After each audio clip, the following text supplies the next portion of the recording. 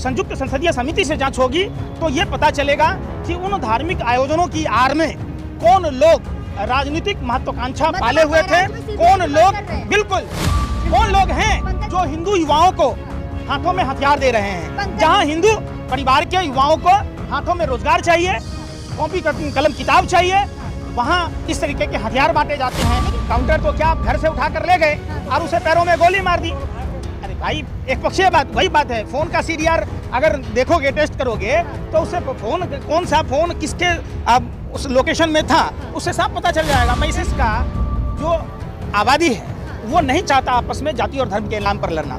ये सियासी लोग हैं जो चुनावी फायदे के लिए इस तरीके की घटना को अंजाम देते हैं। इसके पीछे, इस पर्दे के पीछे कौन लोग? आप लॉरेंस बिश्नोई कहते हैं, सब लोग कहते हैं ना। आप उसके बारे में देखिए सोशल मीडिया में क्या ट्रेंड चलाया जा रहा है। साबरमती जेल में बंद है।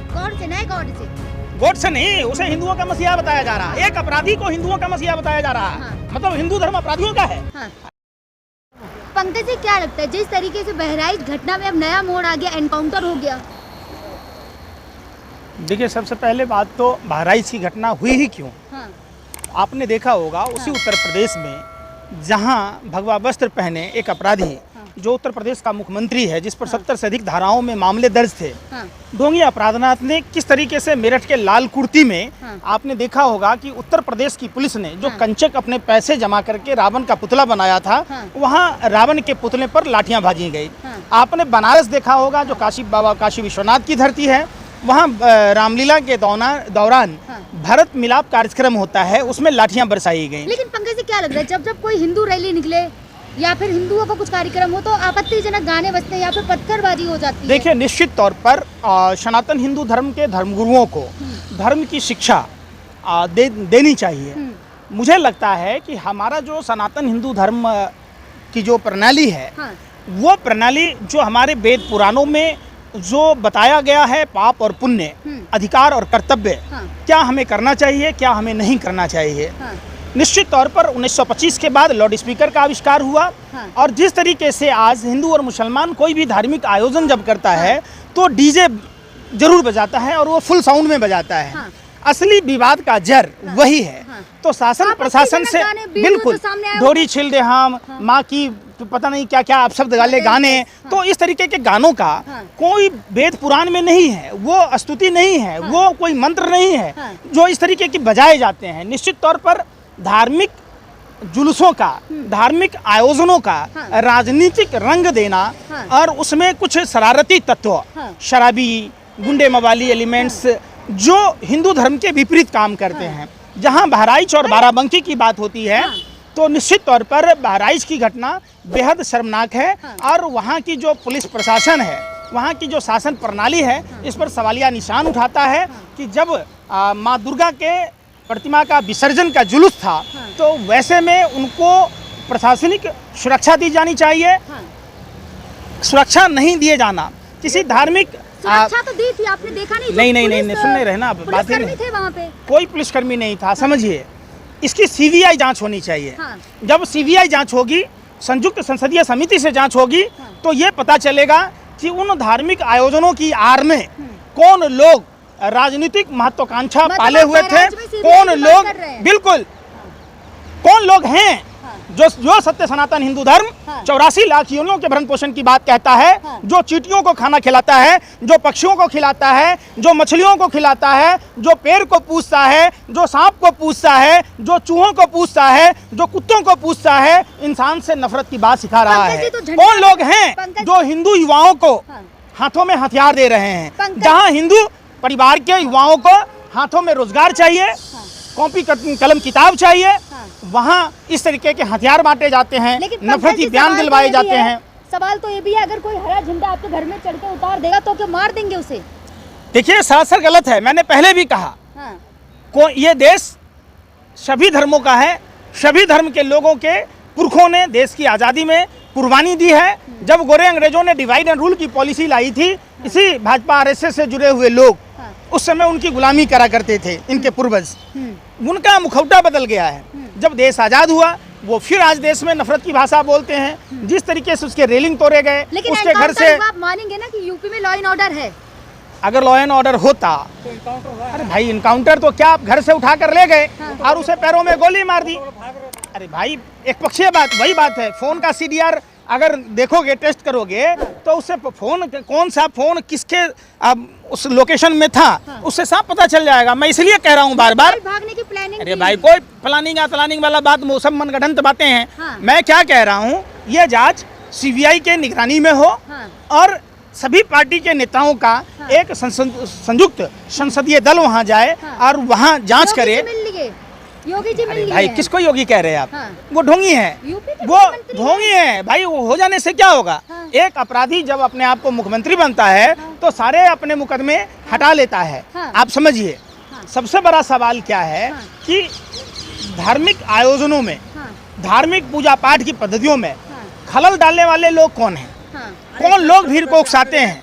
कौन लोग दूसरे धर्म के लोगों के मंदिरों पर, मस्जिदों पर, मज़ारों पर, कहीं अलग अलग जगहों पर जाके बलवा काटते हैं? ये उत्तर प्रदेश का एनकाउंटर तो हुआ ना, ये तो सुनिए ना, कुछ भी नहीं हुआ।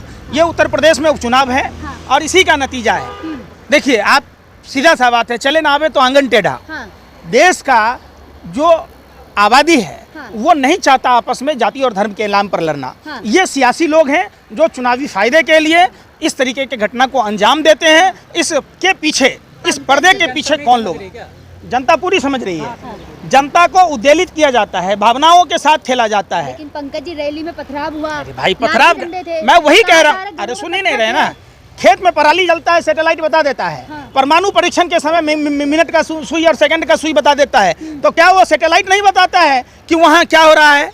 वहाँ किस किस के फोन एक्टिव थे? उस फोन के सीडीआर रिपोर्ट के आधार पर जब आप देखेंगे तो बलवाई कोई और नहीं, सत्ता प्रायोजित लोग हैं। सीधी सी बात कि चुनाव को देखकर बिल्कुल।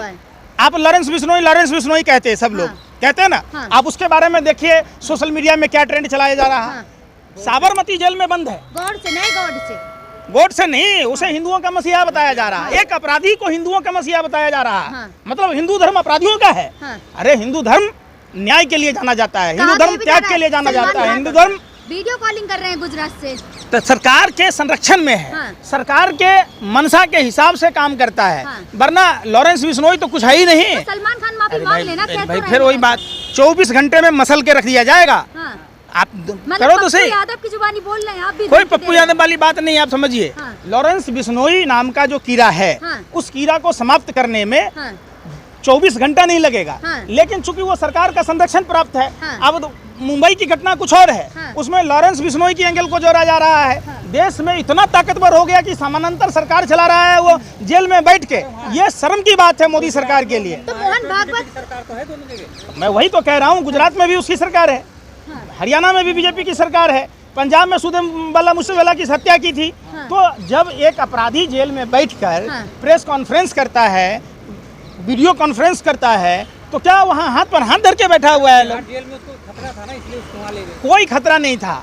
वहाँ गुजरात की जेलों में वो सुरक्षित है, इसीलिए उसको वहाँ शिफ्ट किया गया है। हम तो कहते हैं ऐसे लोगों को फास्ट ट्रैक कोर्ट में केस चलाकर त्वरित फांसी दे दी जानी चाहिए, ताकि और किसी की भी देश में हत्या न हो। लेकिन पंकज जी, मोहन भागवत कह तो रहे हैं, ना हम लड़ते हैं ना लड़ने देते हैं, ना हम मारते हैं ना मारने देते हैं किसी। देखिए जो ये लोग कहते, मोहन भागवत ने कहा है ये। मोहन भागवत क्या बोलेंगे?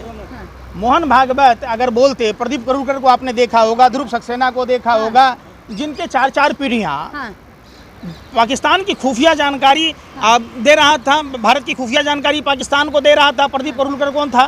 ध्रुव सक्सेना कौन था? अरे भाई कुछ भी नहीं होता, सुन लो। ये सारे मास्टरमाइंड भाजपा आरएसएस से जुड़े हुए लोग हैं। आज देख लो आप, कहीं भी उठा के कोई भी अपराध के बारे में देखोगे, मास्टरमाइंड कौन मिलेगा? भाजपा के लोग। गुजरात में बार बार ड्रग में मिला जा रहा है, जहां युवाओं को नौकरी देना था वहां नशा दिया जा रहा है। 5,000 करोड़ का भी मिला। फिर तो आखिर जो पकड़ा तो जा रहे हैं ना। अरे भाई जो मंथली नहीं देगा पकड़ा जाएगा, बाकी क्या लग रहा है चलता रहता है। मोहन भागवत का ये बयान आना, वही दूसरी तरफ खट्टर कह रहे हैं मोदी जी से कि अब हट जाना चाहिए, नए लोगों को मौका देना चाहिए। देखिए निश्चित तौर पर मोदी जी का उम्र भी हो गया और करिश्मा जो अब बनाया गया था वो एक्सपोज हो गया। तो निश्चित एक्सपोज हो गया कि मोदी नहीं, मदारी है, झूठ बोलने की इनको पैदाइशी बीमारी है। ये झूठ बोलते हैं और उनकी झूठ इतनी छीछा लेदर हो गया कि अब उनकी हर झूठ पर चौके छक्के लग रहे हैं। झूठ क्या बोल दिया? कौन सा सत्य बोला सो बता दो। हाँ। 2 करोड़ युवाओं को रोजगार 5 देना करोड़ झूठ दे था। रहे हैं, भूखा नहीं सोने दे रहे हैं, नाना और क्या लेंगे? नाना के घर से दे रहे हैं कि मामा के घर से दे रहे हैं? दे तो रहे ना, अरे भाई पहले फिर वही बात, तो नहीं दी। अरे मोदी जी अपने मामा के घर से दे रहे हैं कि नाना दे के तो घर रहे से? हैं ना। फिर वही बात। नहीं देते अरे तो दिक्कत। अरे सुन ही नहीं रहे। 80 करोड़ लोगों को आप इस लायक बना दिया, जो 80 करोड़ आदमी मजदूरी करता, अगर 500 रुपए की भी दिहाड़ी कमाता तो वो 25 किलो राशन खरीदता, पंकज जी आए 50 किलो खरीदता, 5 किलो राशन पर अटका पड़ा है देश। तो सोचिए देश में कितनी भूख मिल रही है। अब कोई भूखा तो नहीं सो रहा ना, आय दुगनी हुई है आपकी, पहले एक फोन था, आप दो चला रहे हो। कुछ आप पत्रकारों को शर्म नहीं है, हाँ। शर्म है ही नहीं। जब जवाब अरे नहीं है आपके तो बाप पत्रकार दादा खाना बदोश की जिंदगी जी रहे थे, आज आप कपड़े पहन रहे हैं ना, हाँ। तो आप क्या कहेंगे कि हम बहुत विकास कर लिए? अरे भाई, डिजिटल इंडिया का विरोध किसने किया था आपको पता हो? हाँ। कि जब राजीव गांधी जी ने डिजिटल क्रांति की बात की थी, अटल बिहारी वाजपेयी संसद तक गए थे बैलगाड़ी लेके। मोदी जी का उस समय कुछ था भी नहीं, हाँ। समझे ना? ये ATM, कंप्यूटर, डिजिटल क्रांति जितने हुए राजीव गांधी जी ने किए थे। बात उसकी नहीं होती, हाँ। जो भी पद पर बैठेगा, हाँ। प्रधानमंत्री की कुर्सी है, मोदी जी की उसके समय सरकार काम में होगा। इतना विकास हुआ जितना 60 साल में नहीं हुआ। बिल्कुल सही बोले। पहली बार देखा गया कि किसानों के लिए सूल लगाए गए, इतना विकास हो गया कि आंसू गैस के गोले छोड़े जा रहे। हाँ। इतना विकास हो गया कि रात के अंधेरे में बलात्कार की पीड़िता लड़की को मिट्टी का तेल जल छिड़क के जला दिया जाता है। इतना रिकॉर्ड तो तोड़ ही दिया ना कि BHU के गैंगरेपी आरोपी को सम्मान करते नजर आ रहे हैं। हाँ। आ रहे हैं ना, बिल्किस बानो के आरोपियों को सम्मान करते नजर आ रहे। अरे फिर वही बात, अब खाना शासन आप में- नहीं खाएंगे, कहेंगे मोदी जी नहीं खिला रहे हैं, कि हर चीज में मोदी जी जिम्मेदार थोड़ी ना है। वाह, हाँ। क्या कमाल की बातें करती हैं आप पक्का पापा थी पली, कितनी अति है पली, पली अति बोल गई। 5 किलो अनाज से खाना बना के भी खिला के जाए मोदी जी। अब खाना शर्म कर लो यार, शर्म कर लो। प्रधानमंत्री पद की गरिमा होती है, और प्रधानमंत्री जी कोई अपने घर से नहीं दे रहे। हाँ। आप ये कभी नहीं कहते कि प्रधानमंत्री जी बिरयानी खा रहे, हाँ। मशरूम खा रहे, 20 लाख का सूट, 10 लाख का बूट पहन के 24 घंटा झूठ बोल रहे। क्या आखिर चाहते कैसे हैं? बोल रहे? क्या चाहते हैं? क्या प्रधानमंत्री भाई। टूटी हुई चप्पल और फटे हुए कुर्ते में अरे लाल रहेंगे? बहादुर शास्त्री के बारे में पढ़ लीजिए, गुजरी के बदलना लाल, है, देश आपको सब बदलना पता है। चल जाएगा कि प्रधानमंत्री कैसा होना पंकज जी, चाहिए। देश बदलना प्रधानमंत्री है। लाल बहादुर शास्त्री जैसा होना चाहिए। जय हिंद, जय भारत।